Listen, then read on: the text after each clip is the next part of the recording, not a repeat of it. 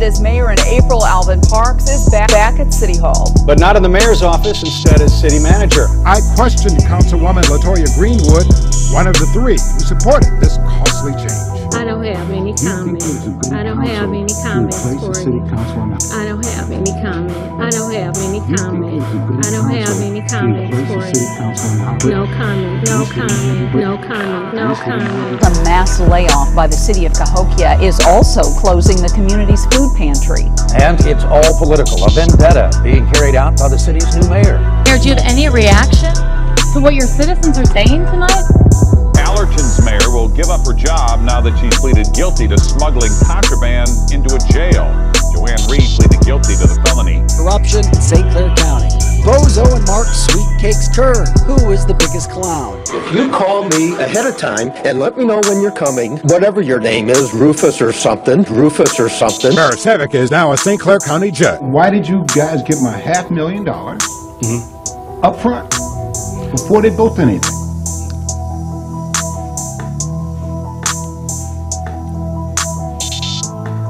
If you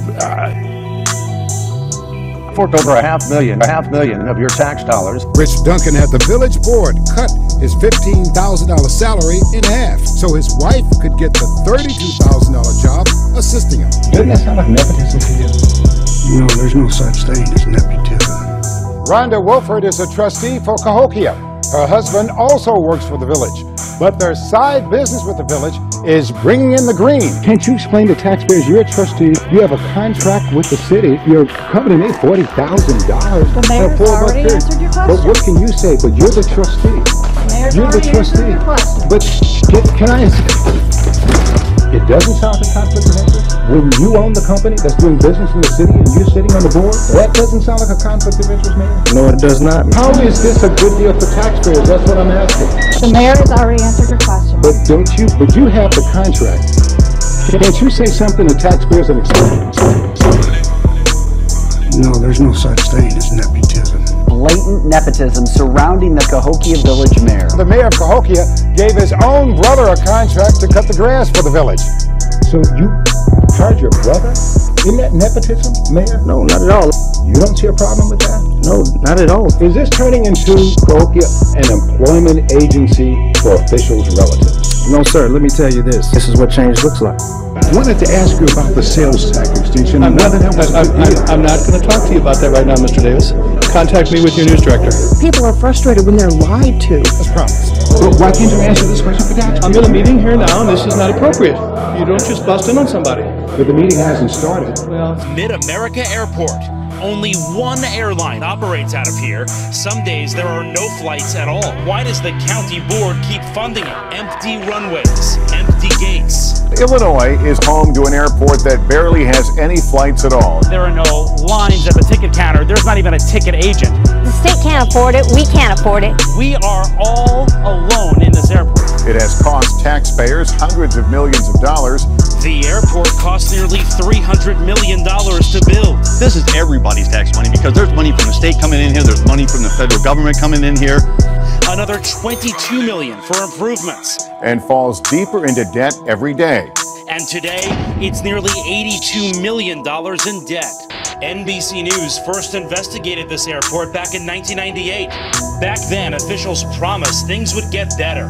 We went to the chairman, Mark Kern. Is it acceptable to you that this airport is in the red every single year? Every single year that this airport is in the red every single year by millions and the taxpayers are paying for it? Taxpayers are paying for it? Without Mid-America Airport, Scott Air Force Base would not be here. But the Air Force tells NBC News Mid-America is not a factor in keeping Scott open. Management is struggling to turn things around. But yet, as Mid-America sits empty, Kern still stands behind it. We continue to try to break even at Mid-America Airport. That's the goal after 18 years in the red. And it's been that way for nearly 2 decades.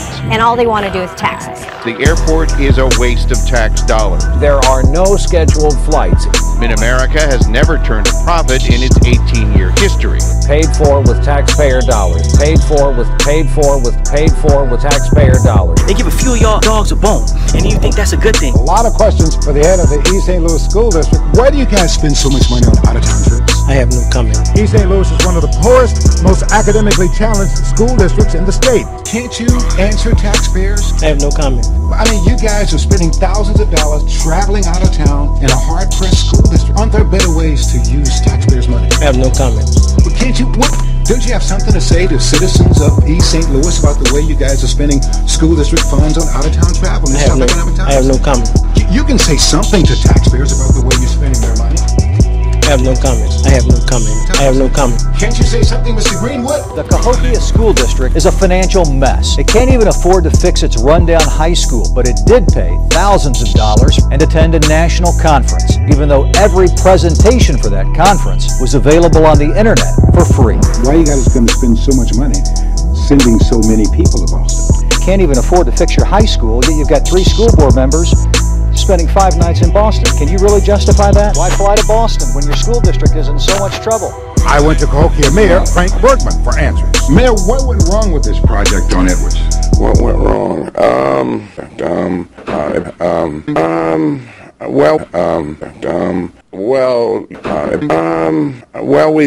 What I'm saying is that you got $11,000 that you spent on piping that you can't use the pipe. Okay, let me explain Cahokia to you.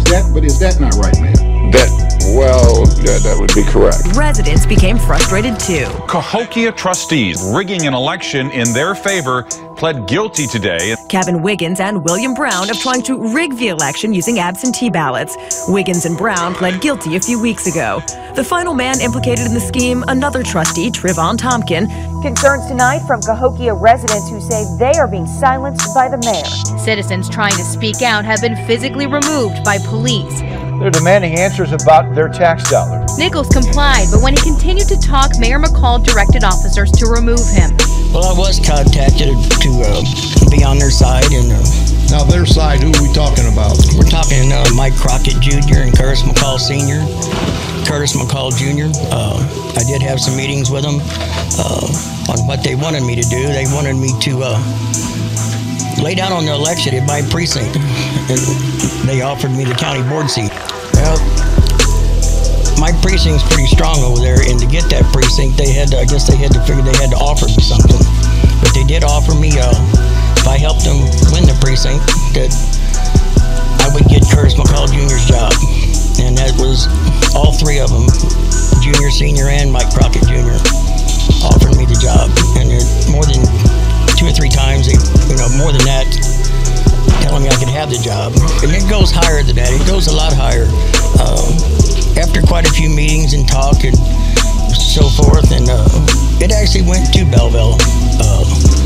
I actually had a meeting with Mark Kern and... wait a minute. Wait. You had a personal meeting concerning this activity with County Board Chairman Mark Kern? Yes, I did, Bob.